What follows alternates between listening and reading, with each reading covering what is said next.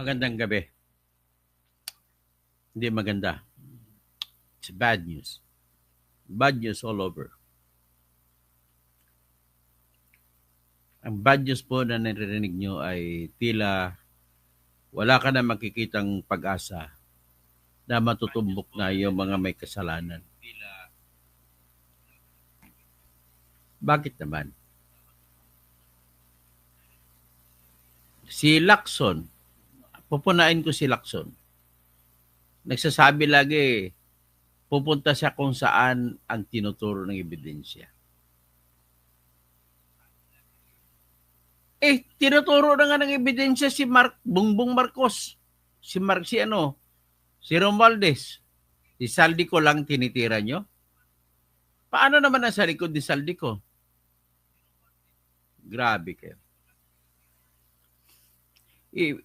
We will go to where the evidence will lead us. Sa Tagalog pa, dadako tayo roon sa kung saan ang tinuturo ng ebidensya. Bakit hindi mo alam ang ebidensya? Nagtuturo na kay klarong-klaro kay BBM? Kay Romualdez? Yung mga ganitong sitwasyon, ito naman ang ICI na binuo ni Martin Romualdez, ni Marcos, ay talagang halata na pangtabon to hanggang mga kontraktor lang, mga opisyal na DPWH at dalawang senador ang binibira. Ang mga congressman na napakarami na 250 na pumirma sa impeachment trial ni Bongbong, hindi man lang nakakasuhan. Aber, saan kayo? Ang kontraktor, nandyan si Garjula. Ba't di makasuhan? Nandyan si may-ari ng Legacy Construction. Pinakamarami kontrata na nakuha. Ang dami-dami. Kaya dahil dyan po, pasalamat na lang tayo, merong Iglesia ni Cristo. Magandang gabi, Nonoy, Dennis Kausing, Brad ko. Magandang gabi, Bro Chacha Barutsa. Shout out. Magandang gabi kay Nick Reyes. Good evening po. Si Abisja, hawak hila lahat, Sir Toto. Andrea Togas. Al, kamusta Al? Jane Mark Cañas, walang silbi ang ICI, parang binuo lang yan para linisin pangalan ng pinsan ni BBM na si Martin Romualdez. Klarong-klaro naman. Bruchacha Barucha. Ito pa si Lacson, tsaka si Soto. Si Soto na maraming babae, manyak din pala ito. Ayon kay Anjo Iliana, siya pa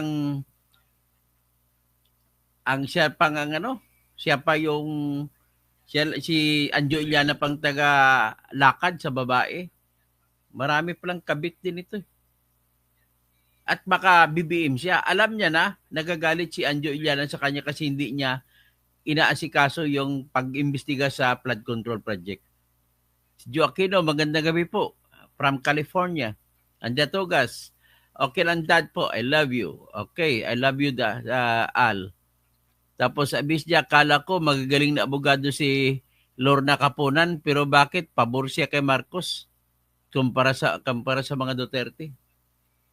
Mga wala pong kwenta siya. Nilalaro lang po tayo. Tapos ito pa, naalarma pa ako kasi magaling ang abogado ni Saldico. Nako, nakita ko kung paano sumagot, kung paano dumiskarte. Anong palido nun? Attorney Rondain. Magaling siya, magaling. Magaling sumagot. Pag ganito, sabi, mahirapan to na makukonvict si Saldico. Pag ganitong abogado niya. Ang hina ng abogado ng Pilipinas. Si Remulla lang. Ano magagawa ng ombudsman dito? Olya pa, good morning. Good morning, watching from Canada. Bro Barutsa. Doktor to, bakit si Jose Cabral at Jessica Bonoan hindi kinakasuhan? Kakasuhan din nila yan, gagamitin nila panakip butas. Grabe. Tapos, ililigtas nila si Saldi, obviously, na hindi papauwiin. So, ito ngayon, dahil po dyan, Mahiya na tayo sa Iglesia ni Cristo.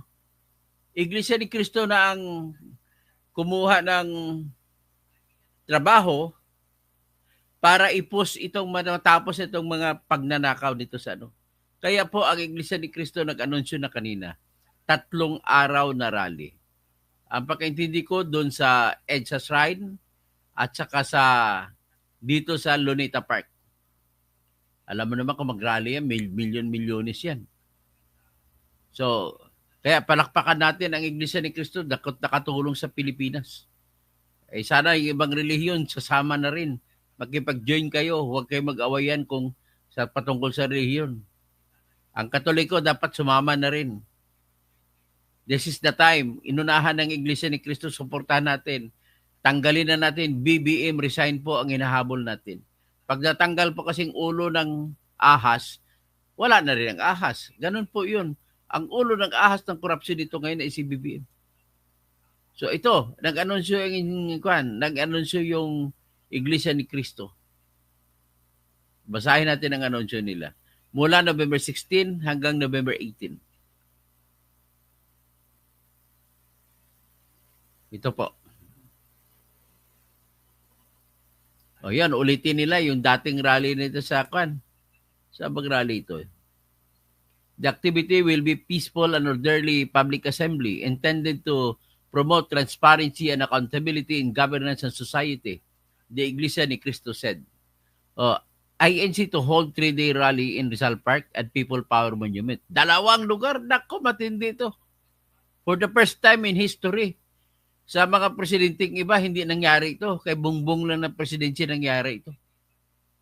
So the Iglesia ni Cristo will hold a 3-day rally in Rizal Park in Manila and at the People Power Monument in Quezon City from November 16 to 18 to call for transparency and accountability.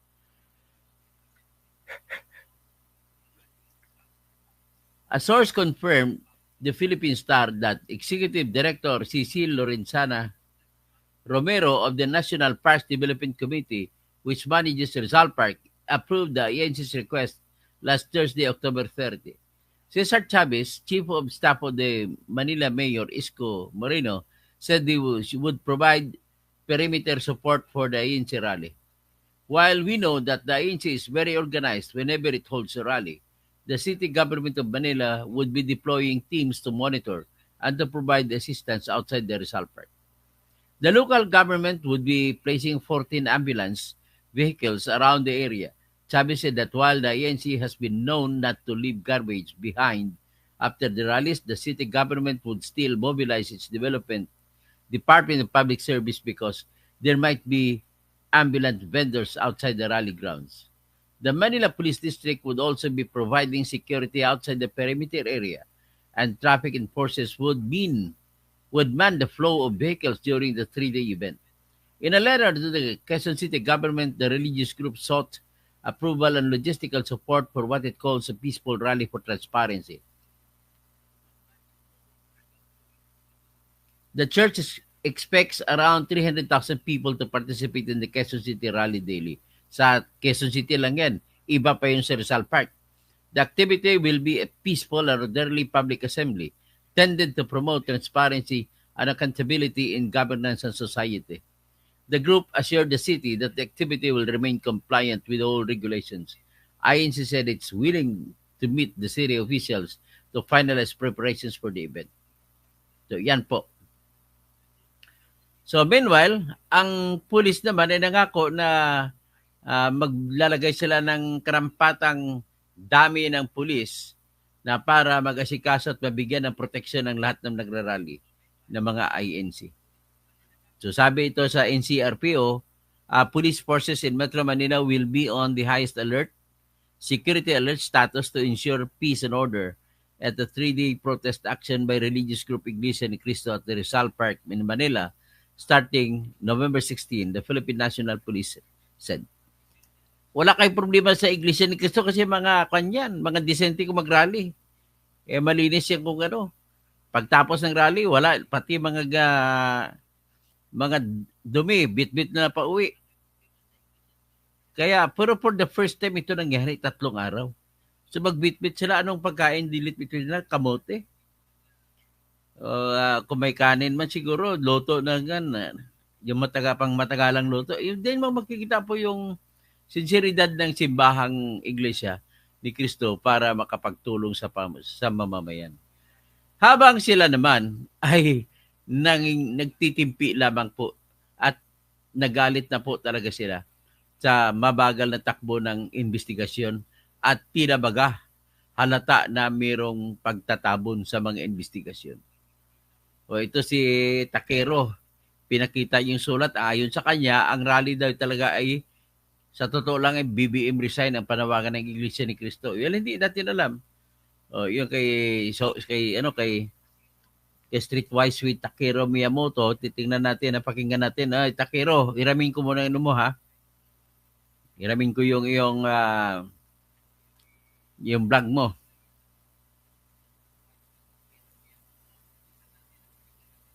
Ito. Pakinggan natin si Takero.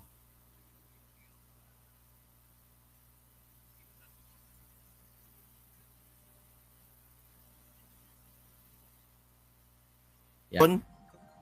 Sana naman may chiklet ako. So ngayon mga kababayan, kasi i-update ko lang po kayo. Confirm na. Confirm na po. Ito, meron na silang letter. Ayan ha. Letter po ito. So mangyayari ngayon pala dito, sa Quezon City pala gaganapin yung rally ng INC. Oo. So yung date, tama yung date ata na nakuha nating info. So November 16, hindi. November 15 to 18. Oo. So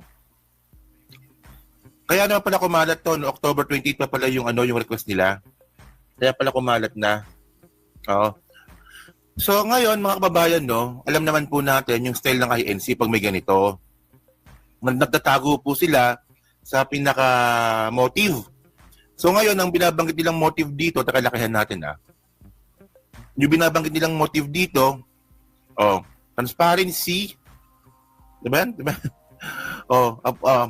A peaceful rally for transparency by Iglesia ni Cristo. Saan ba yung tissue dito? No. Ibabalgam kasi ako. Yan, nahirapan mong salita. So ngayon, mga kababayan, tandaan po natin, doon po sa mga bumatikos po sa akin na sinasabi nga po nila na yung Iglesia ni Cristo daw po ay hindi daw po sumasama sa political rally, hindi po yung totoo.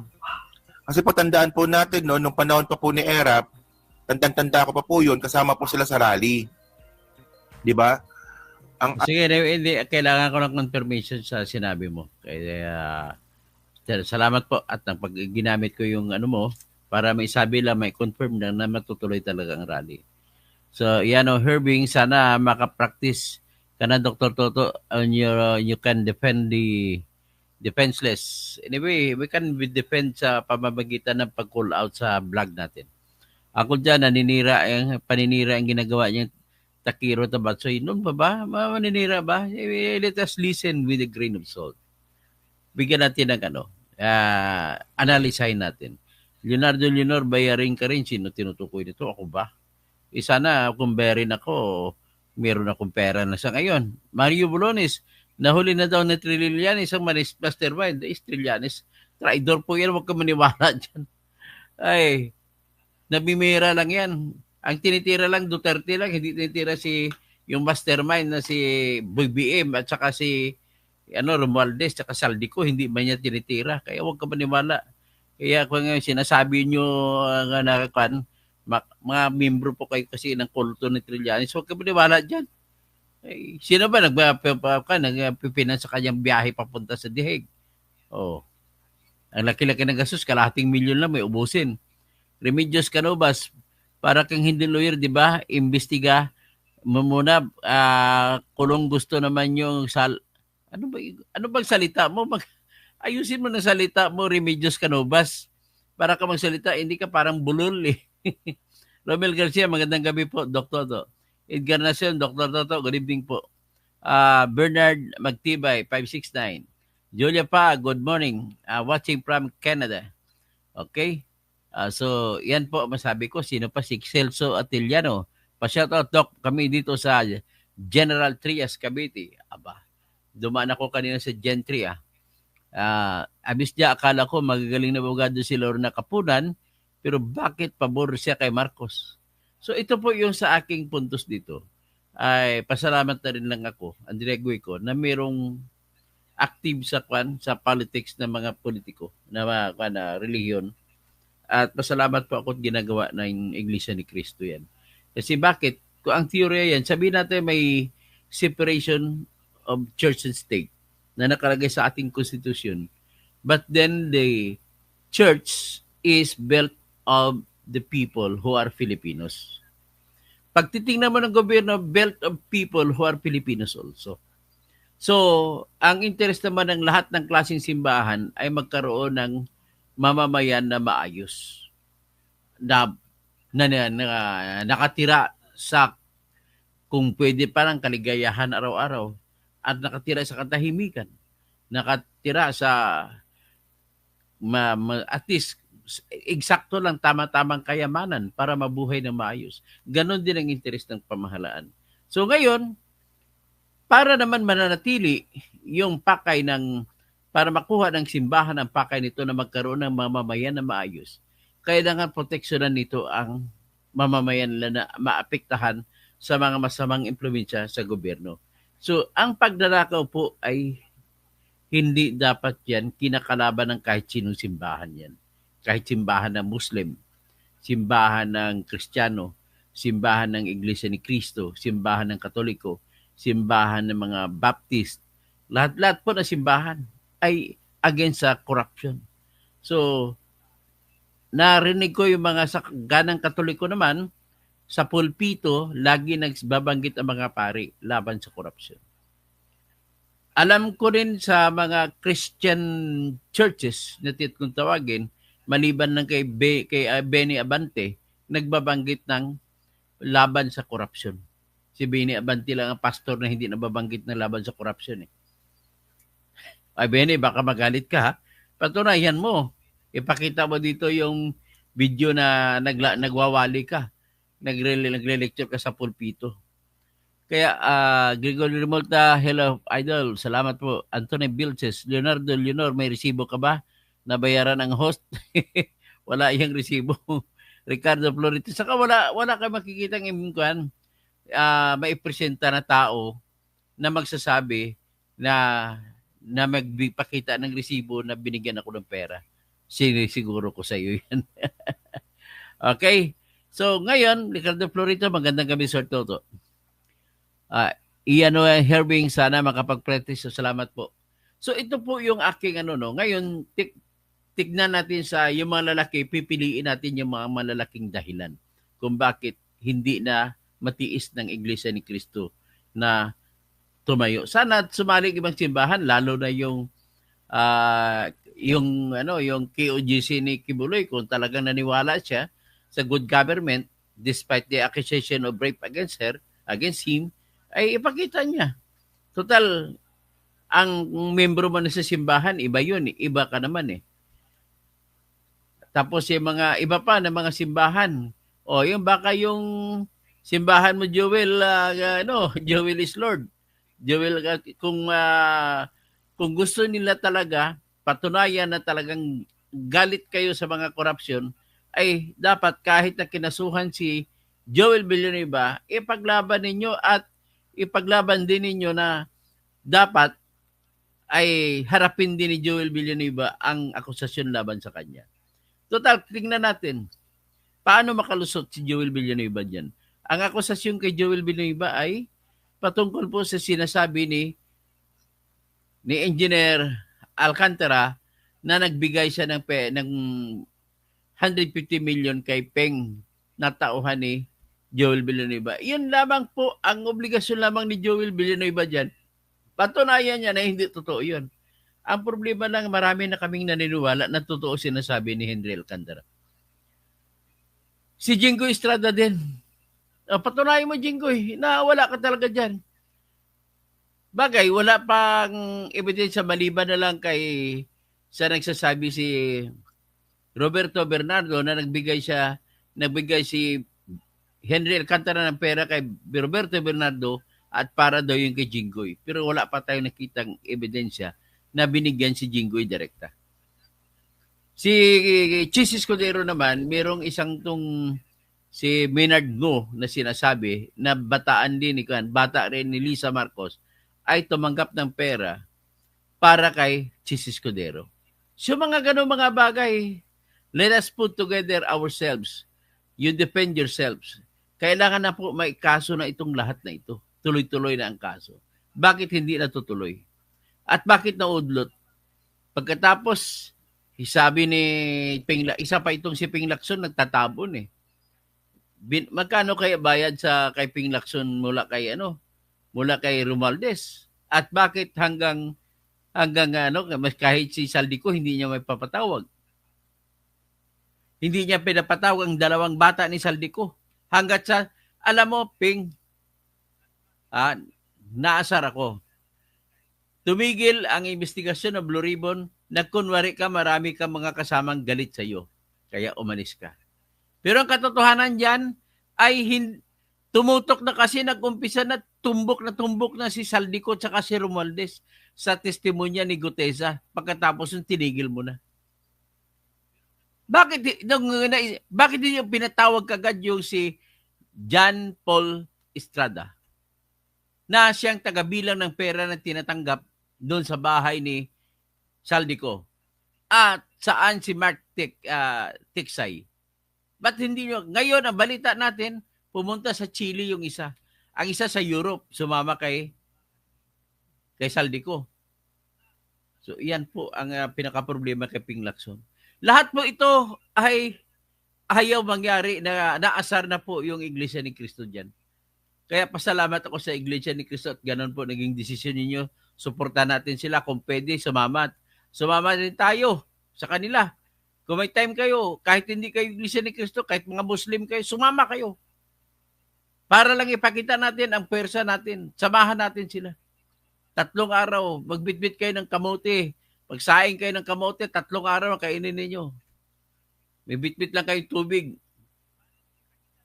Ganun po. Anyway, para po kailangan na talaga i-survive natin ang bansa natin. Sa totoo lang, Diyos ko, naawa. Nakikiusap ako sa inyo. Hindi nyo ba nadarama ang hirap ngayon kumita ng pera? Hindi nyo ba nadarama? Magtanong kayo sa lahat ng tindahan, kahit yung 7-Eleven dyan, lahat yan. Hindi nyo ba alam na sila po ay kukunti nang bumibili sa kanila? Hindi nyo ba alam yan na maraming mga nagsara ng mga tindahan? Hindi nyo ba alam na maraming mga abogado ang hindi makasingil sa kanilang mga kliyente dahil walang pera kliyente nila? Hindi nyo ba alam, pati mga doktor, lahat po. Bakit po? Ganito po kasi ang batas ng totoong masiglang ekonomiya, dapat ang lahat ng pera ay lumalabas, paikot-ikutan na sa lahat ng kamay ng mga tao sa isang bansa.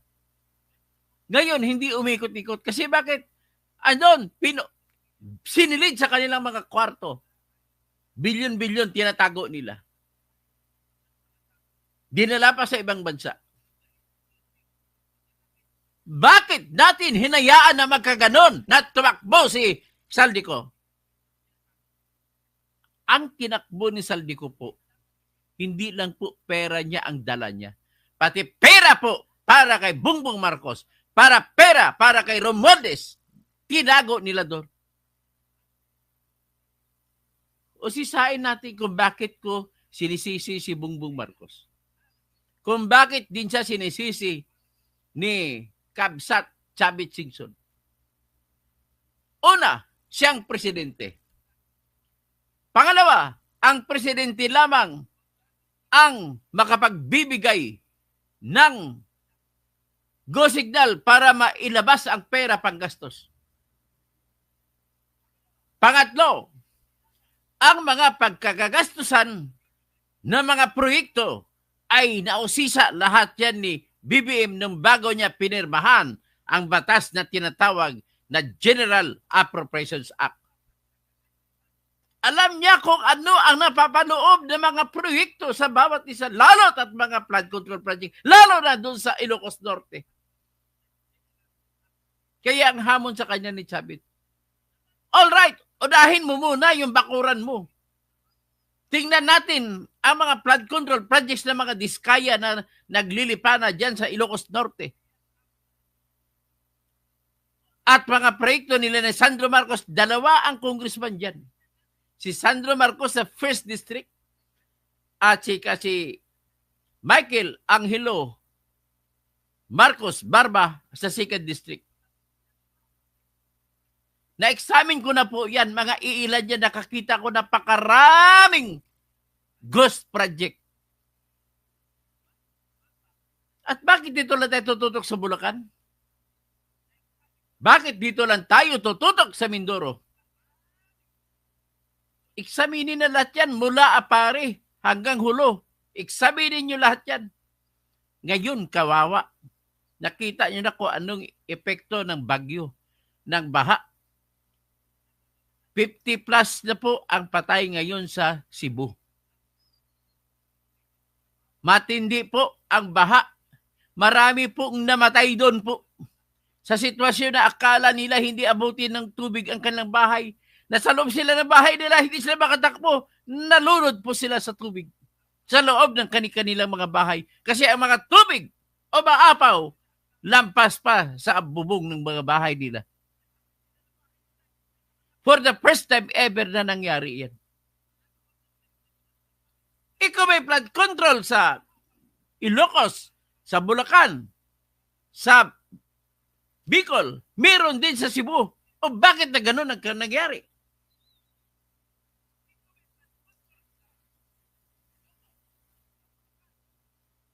Sa totoo lang, hindi na ito normal.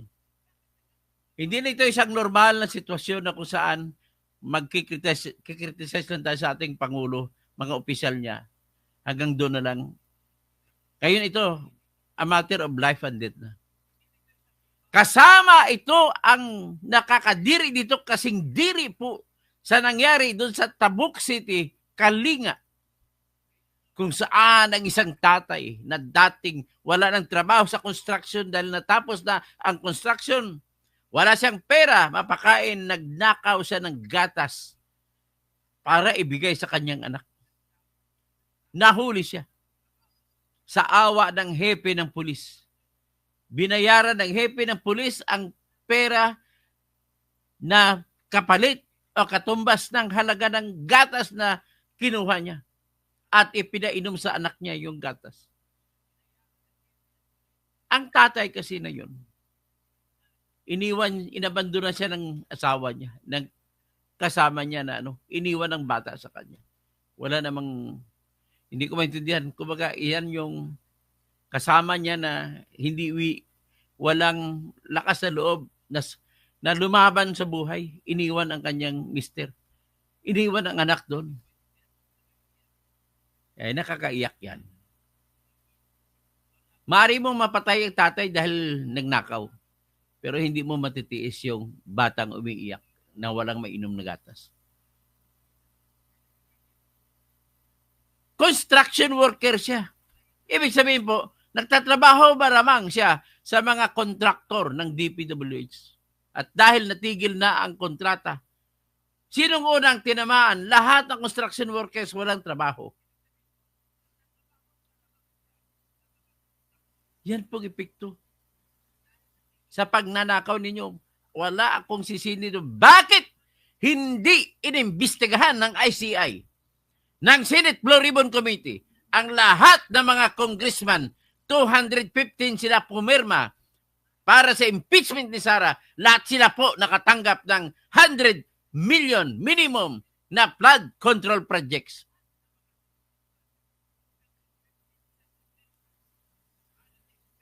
Andyan pa ibang mga interest ko, mga kanilang mga pinaglalaban, mga sariling pang-sariling interest lamang. Oh, I'm calling out. Si Trillanes, walang ibang binibira. Bakit si Bongo lang tinitira mo? Bakit hindi si Martin Romualdez? Bakit hindi si Saldico? Naging senador ka pa naman. Alam mo ang proseso ng batas. Na hindi magagawa ni Saldico ang mga proyekto ng mga flood control projects kung walang go signal ni Martin Romualdez at saka ni Bongbong Marcos. Kahit sino na saldiko ay takot maglagay ng proyekto kung ayaw ng boss. Huwag niyo sabihin sa akin si Saldico lang may utak nun.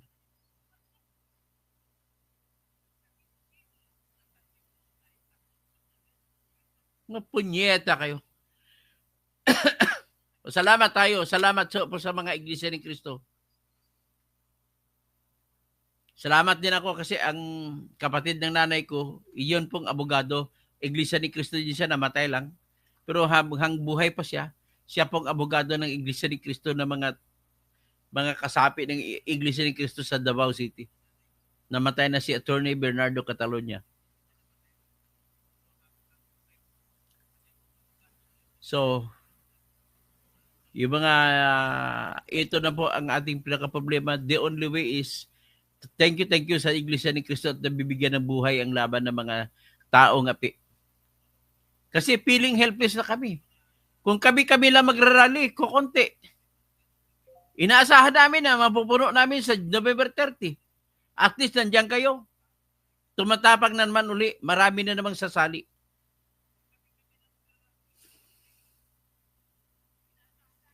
O sige, mag-shoutout na lang tayo. Walang kwenta tong si ano na yan, si Jackis na yan, pahayaan nyo yan. Siya lang kakampi niya, sarili niya lang.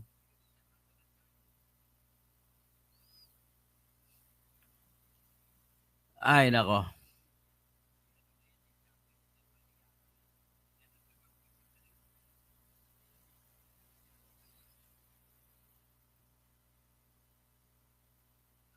Okay, si Abisja. Okay, tapos si Bruchacha Barucha, Julia Paa, si Bernard Magtibay, Edgar Nacion, Romel Garcia, magandang gabi po. Remedios Canubas, para kang hindi lawyer, di ba? Imbestiga muna bago ka lang gusto naman. Ito hindi niya alam ni Remedios Canubas ang kanyang pinagsasabi. Buba ka talaga. Mabagal na nga investigasyon, kaya nga sila na nag-imbestiga, pinipirsa natin at bilisan nila at walang patago-tago kagaya ng ICI. Napakabububo talaga, Remedios. Pasensya ka na. Perni Pinto, magkano ba bayad sa'yo ni Romualdez? Ha? Magkano bayad sa'yo ni BBM? Siguro 15,000 naman ka, isa kayo sa binayaran ng mga kwan. 15,000 naman. Si Mario Bolones, nahuli na daw ni Trillanes sa wala yan. Kwento ni Trillanes. Huwag ka ba niwala kay Trillanes? Isang ugok yan. Leonardo Leonor, bayarin ka rin. Uncle Jan, paninira lang ginagawa niyong Takiro. Kay Takiro, galit siya kay Takiro. Yano Herving, sana makapractice ka na, Dr. Toto. Salamat po. Ricardo Florito, magandang gabi, sir. Andrea Guico, watching from Singapore. Slick Rick. Si Remedios, kain diaper na may etyas.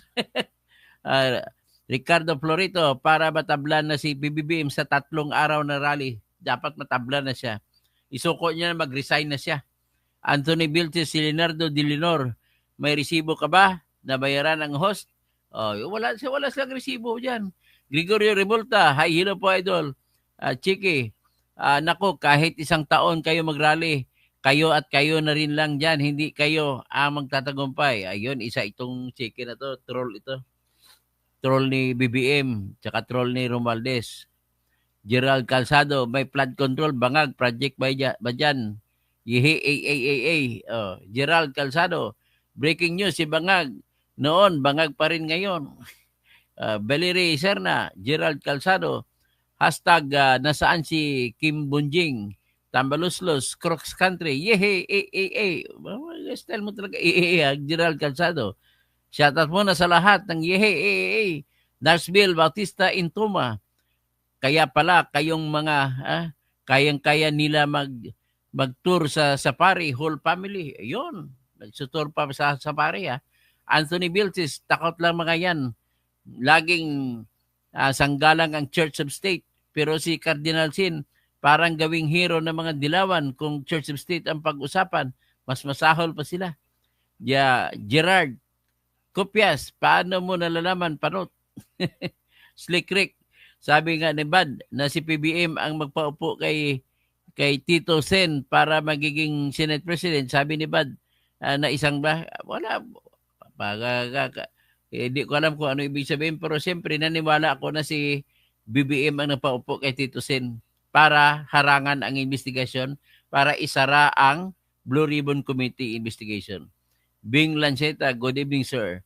Romel Bingson, naimbag Garabi, Tirador, Doktor, Engineer, Attorney Toto, ICI at Blue Ribbon, Sarsuela, walang kredibilidad, protector na nga. Ayan. Kamsata, Josel Rose, yung greed ng mga politician sobrang nagpapahamak sa mga tao, nagkakamatay na sa baha. God bless the Philippines.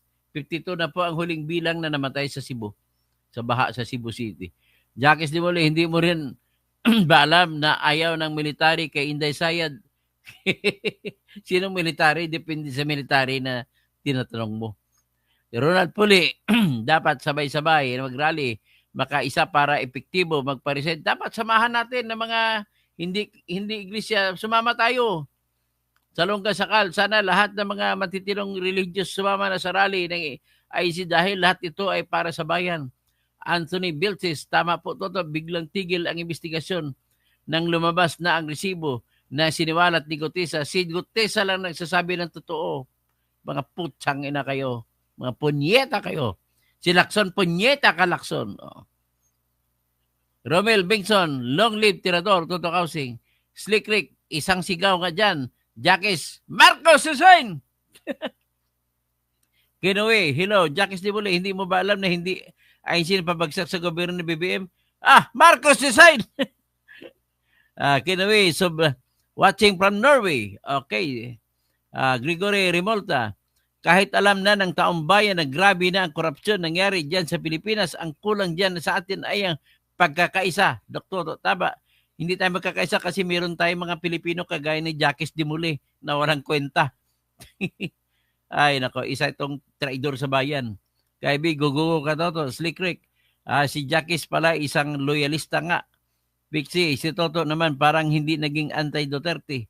Okay, Boknoy TV. Hi mga iglesia ni Manalo. Ay, wag mo kapag insulto. Mali yan, insulto kay. Slick Rick, punyeta ka Jacques. Jacques Di Mole, si Romualdez, panahon pa ni Duterte na mayagpag hayan sa corruption kasama si Saldico. Sa Anthony Vilches, si Jacques Di Mole, dating sinusukan ng Ferdinand Marcos Loyalist. Ngayon kinakain na ni Junior, makakaliwang grupo at dilawan ang magpapabagsak sa BBM nyo. Kaibi, wag kayong maniwala kay Trililing, wala nang maniwala dyan sa salot na yan.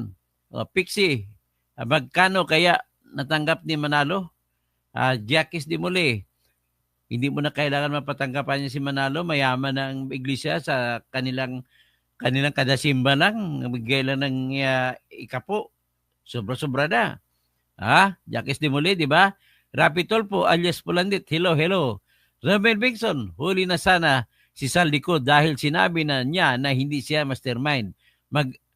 Pag-amin na yan na isa sa salarin, hindi nga mastermind. Kaibi, BBM, go. Hair follicle now. Tapos Mercado Kati, Sir Dr. Toto, good evening ho. Si Trililing, malaki na ang tama sa utak nito. Pixie, Toto, pakiplay nga yung audio leak ni Loren Badoy. Saan ba yung audio leak? Hindi ko alam yan. Bigyan mo nga ako para ma-examine natin. Uncle Jan, Catholic Church is with the corrupt. Kaya nga nag-trillion march sila kasama sa mga pare. Kaso trillion march parang ilang thousands lang. Ito, ang pag-asa natin, Iglesia ni Cristo. Pixie, pinanood mo na ba yung kay Anjo Liana at sa Rapitol po sa 1 million views? Hindi pa. Josepino Hipolito, Bing Hipolito, Maya Pabingi sa mga kabalin ko. Dennis Gunura, dati sabi ni BBM, 5,000 trolls ang binabayaran niya ng kumandidato siya. Ngayon, 2,000 ang binayaran niya para mapagtakpan ang involvement sa flood control project. Sabi niya ni Jacques Di Mole, US citizen ako, mga dilis. Nick Reyes, watching from Los Angeles County. Salamat po sa shoutout. Mabuhay po kayo. Mimi Authority, good evening po. Ayan lang po ang ating sasabihin. At Magandang gabi, Iglesia de Cristo, ipagbunyi ang Pilipinas.